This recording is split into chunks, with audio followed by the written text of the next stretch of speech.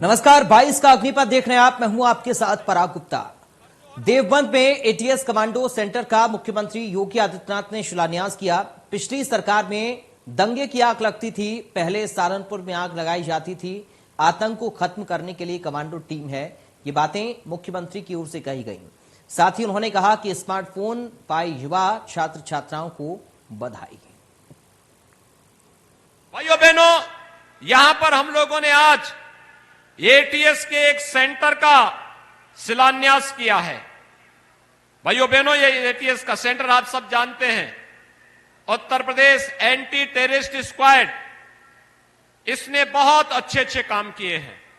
आपने देखा होगा, पहले की सरकारों में आतंकी हमले होते थे, कभी राम जन्मभूमि पर, कभी काशी के संकट मोचन मंदिर पर, कहीं लखनऊ की कचहरी पर, कभी काशी की कचहरी पर, कहीं पर रामपुर के सीआईएसएफ के सेंटर पर, ये लगातार आतंकी हमले होते थे। आपने देखा होगा, रंग बदलने में माहिर इन लोगों को आज देख करके गिरगिट भी शर्मा जाएगा कि वास्तव में अब तक तो उसको ही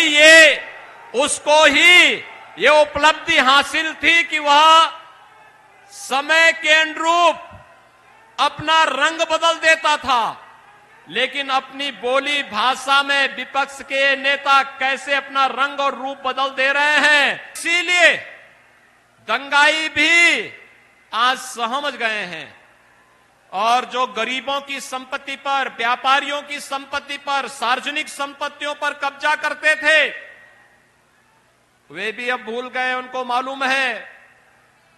भी मालूम है, अगर अब सार्वजनिक संपत्ति पर कब्जा करेंगे, अवैध खनन का कार्य करेंगे, अवैध वन कटान का कार्य करेंगे, तो सरकार का बुलडोजर उनके भवनों पर चलने के लिए तैयार खड़ा है। पर्यटन विकास का कार्य भी हमारी सरकार और भारत की सरकार मिलकर के कर रही। डबल इंजन की सरकार डबल डोज का काम भी करती है, जनता को दुगना कई गुना लाभ भी देती है। लेकिन कहते हैं ना, कहावत है, चोर की दाढ़ी में तिनका।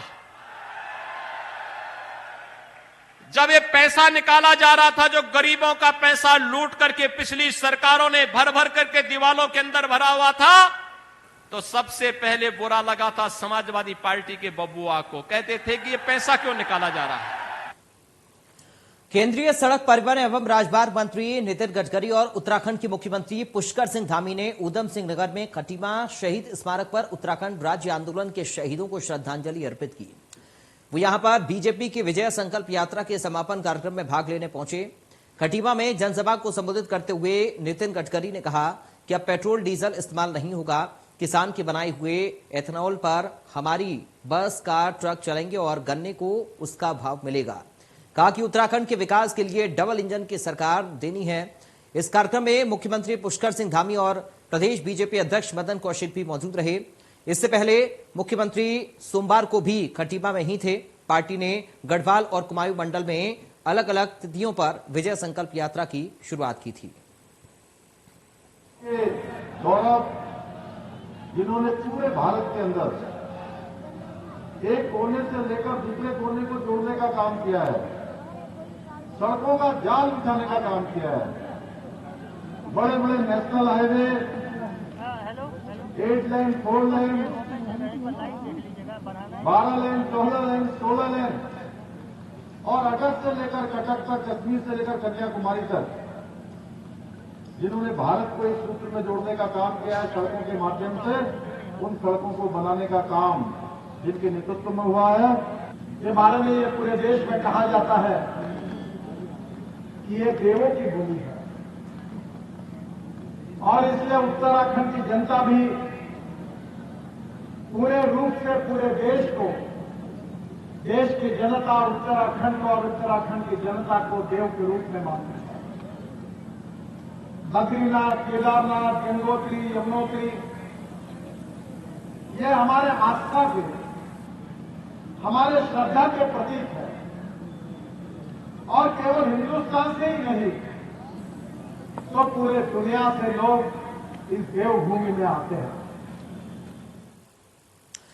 इतिहास को अगर पलट कर देखें तो यूपी की सियासत में हमेशा अयोध्या और राम का जिक्र मिलता है। यूपी में कई चुनाव अयोध्या और राम के नाम पर लड़े गए हैं। कोई राम के पक्ष के सहारे सत्ता तक पहुंचने की कोशिश करता था तो कोई राम के विरोध को मुद्दा बनाता था। लेकिन अब यूपी में सिर्फ और सिर्फ भगवान श्री कृष्ण पर चर्चा हो रही है और बात तो यहां तक पहुंच गई है कि भगवान कृष्ण अब सपने में आकर राजनेताओं को जीत का आशीर्वाद दे रही हैं।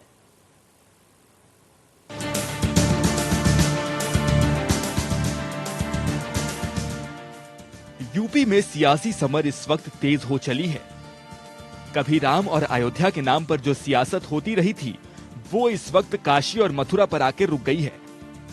और 2022 विधानसभा चुनाव को देखें तो सियासी तस्वीर कुछ अलग ही दिख रही है, क्योंकि इस बार भगवान श्री राम से ज्यादा मुरली वाले कृष्ण सबको याद आ रहे हैं।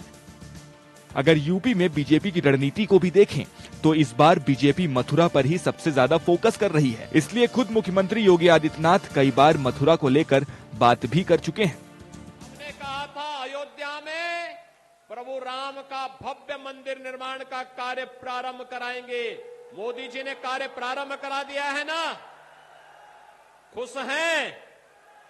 अयोध्या में राम मंदिर बनने से खुश हैं सभी लोग। और अभी काशी में भगवान विश्वनाथ का धाम भी भव्य रूप से बन रहा है, आपने देख लिया ना। और फिर मथुरा वृंदावन कैसे छूट जाएगा, वहां पर भी काम भव्यता के साथ आगे बढ़ चुका है। दरअसल यूपी की राजनीति में मथुरा को लेकर सियासत इसलिए हो रही है क्योंकि चर्चा है कि मुख्यमंत्री योगी आदित्यनाथ मथुरा से चुनाव लड़ सकते हैं।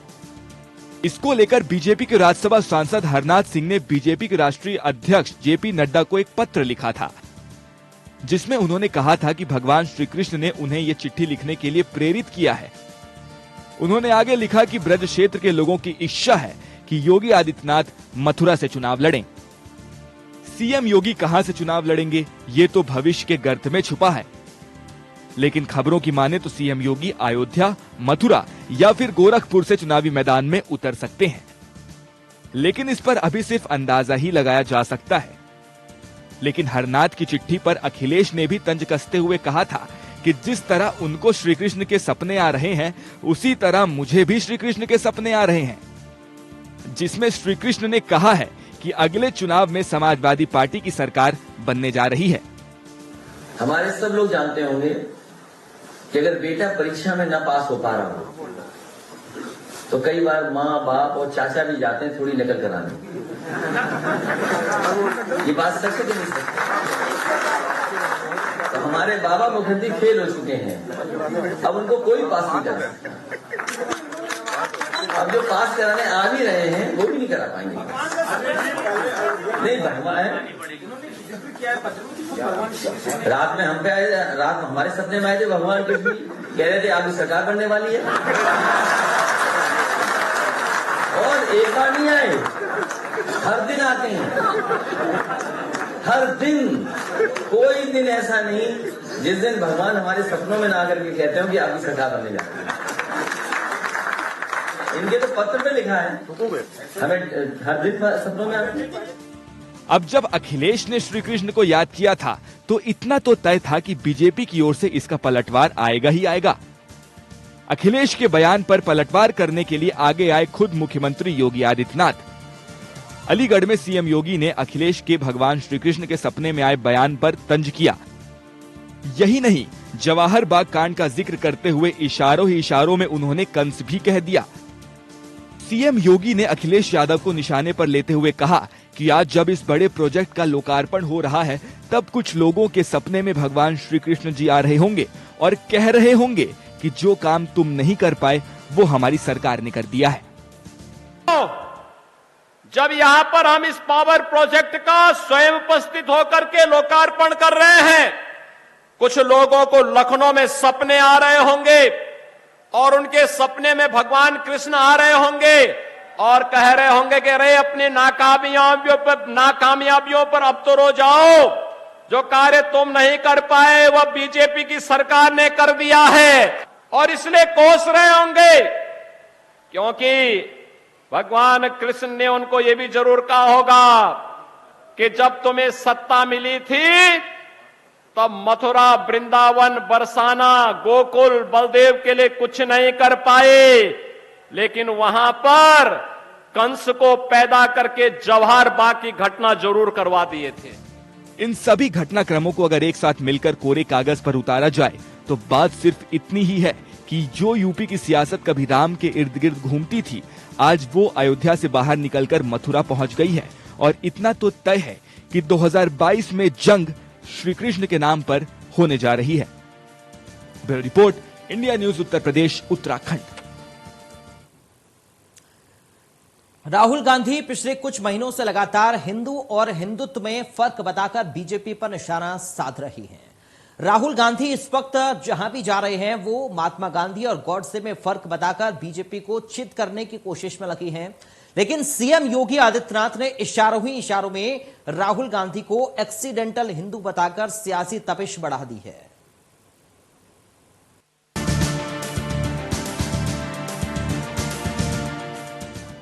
यूपी में जैसे जैसे चुनावी प्रचार की स्पीड बढ़ रही है, वैसे वैसे वार की धार भी बढ़ रही है।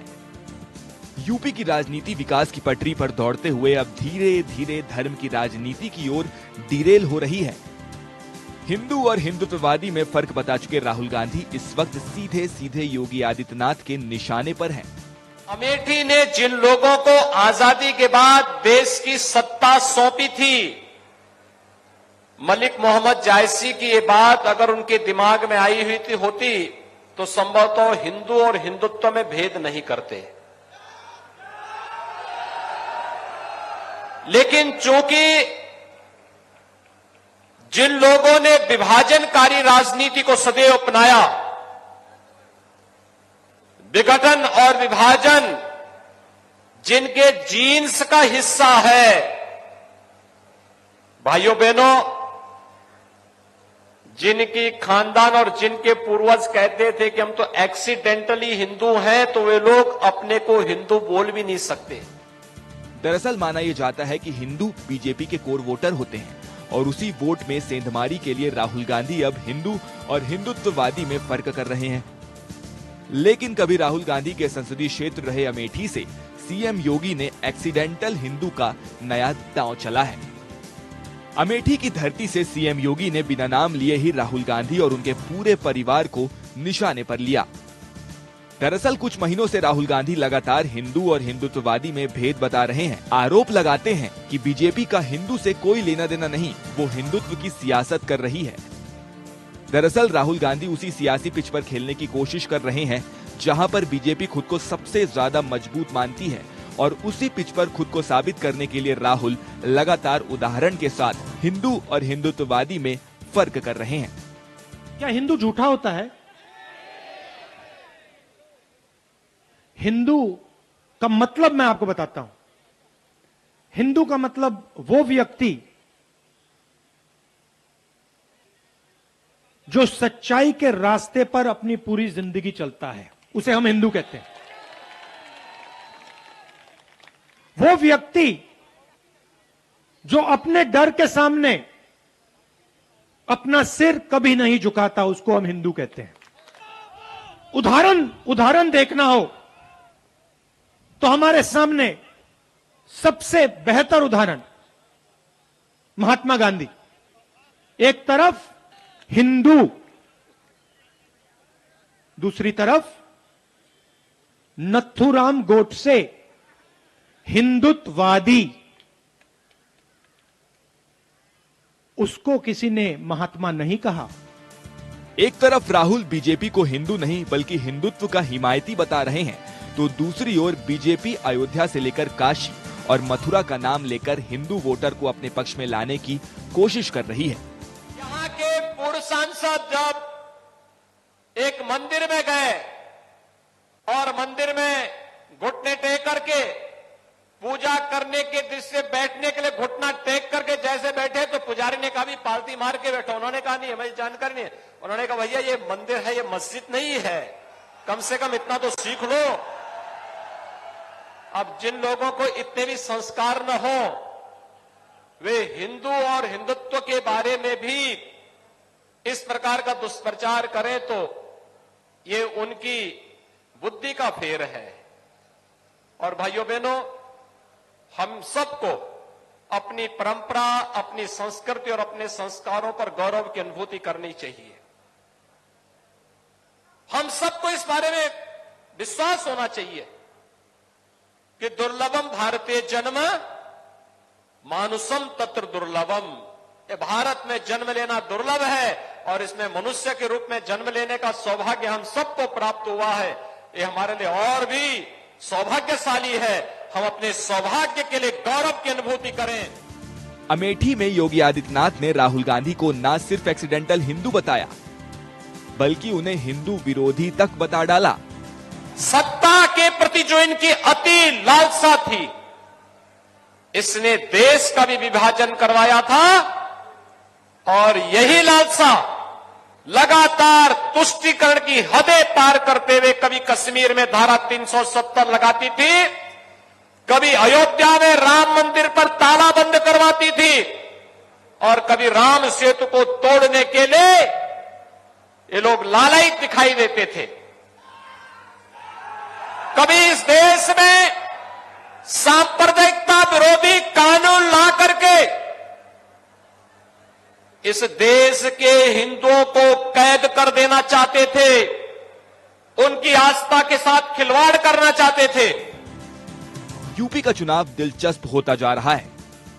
सारी पार्टियों ने अपने सारे घोड़े खोल दिए हैं। बीजेपी अब काशी और मथुरा की बात करके एक बार फिर हिंदुओं को रिझाने की कोशिश में जुटी है और विरोधियों को कोई काट समझ में नहीं आ रहा है। शायद यही वजह है कि राहुल दार्शनिक अंदाज में हिंदू और हिंदुत्ववादी में भेद समझा रहे हैं। Bureau report, India news, Uttar Pradesh, Uttarakhand. Varanasi में सुहेलदेव भारतीय समाज पार्टी के राष्ट्रीय अध्यक्ष ओम प्रकाश राजभर और अपना दल कमेरावादी पार्टी के राष्ट्रीय कार्यकारिणी अध्यक्ष पल्लवी पटेल एक साथ वाराणसी के बीरापट्टी ग्राम में जनसभा करने पहुंचे। हमारे सहयोगी ने दोनों नेताओं से बातचीत भी की है। ओपी राजभर का इस पर क्या कुछ कहना है, सुनिए।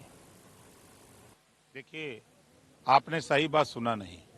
मैंने कहा 69,000 शिक्षक भर्ती, 68,500 शिक्षक भर्ती में जब 23,000 पद पिछड़े दलित का लूटा गया, हम हिस्सा मांगने जा रहे हैं तो हमको लाठियों से पीटा जा रहा है।